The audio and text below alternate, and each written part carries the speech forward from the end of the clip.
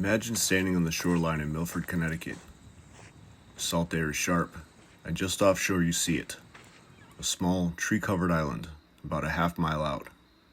It looks peaceful enough, but Charles Island has earned the grim nickname of being thrice-cursed. You see, this patch of land carries with it centuries of dark legend. Its story begins in the 1600s, when the local Pugusset people declared it a sacred place, warning settlers never to disturb it. Their legends spoke of spirits that guarded the land, and some say even back when, whispers of misfortune clung to the island. But the story most people know is tied to the infamous pirate Captain William Kidd. Legend has it that in 1699, just before he was captured and eventually executed for piracy, Kidd stopped along the Connecticut coast and buried part of his treasure chest on Charles Island. Sailors and fortune seekers who tried to recover the gold reported eerie happenings. Phantoms that would rise from the sand, storms that blew in from nowhere, and an overwhelming sense of dread. None ever claimed the treasure. The first curse was set. Kidd's hoard would be protected for eternity. Right in the middle of this trail.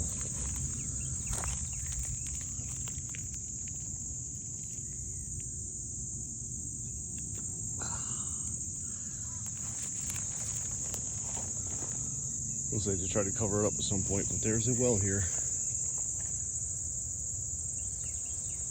Then came the second curse. In the 18th and 19th centuries, when settlers tried to farm or establish businesses on the island, disaster always seemed to follow.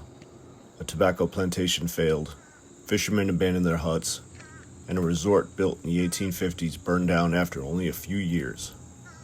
Each time humans tried to settle, the island seemed to push them back, as if it didn't want to be claimed.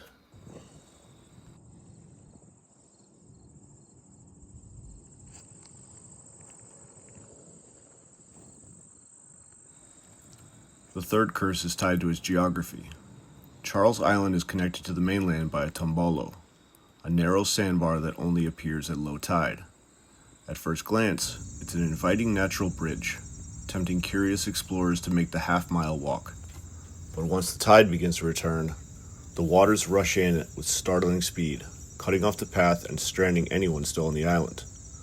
More than one person has been caught by surprise, left helpless and at the mercy of the rising tide. Some never made it back.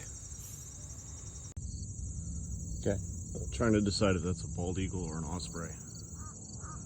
There's definitely ospreys on this island. Yeah, it's an osprey.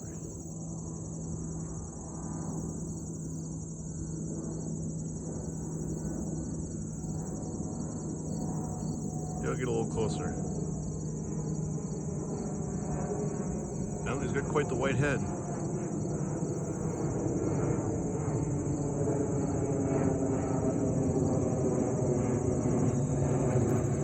And so the legends grow.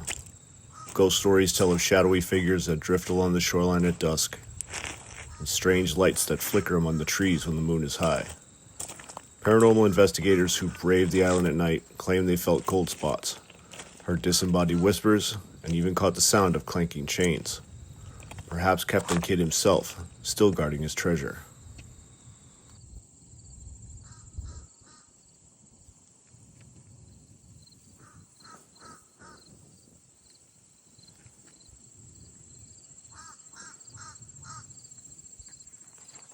Yeah, I found a weird stone structure on a 3 times cursed island, and my first instinct was to stand on it. So that's where my head is always at.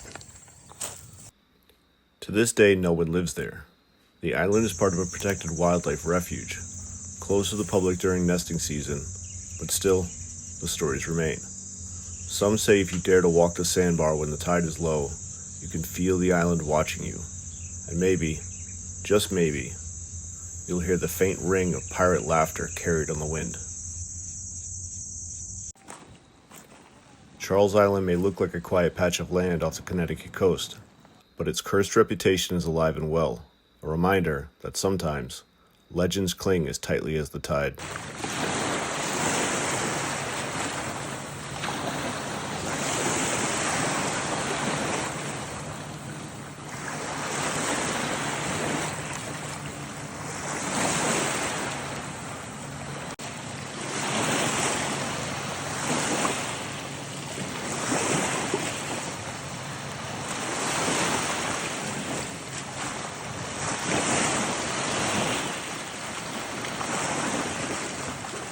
This has been One for the Road, The Haunted Shores of Charles Island by Tales, Trails, and Taverns. Thank you for listening.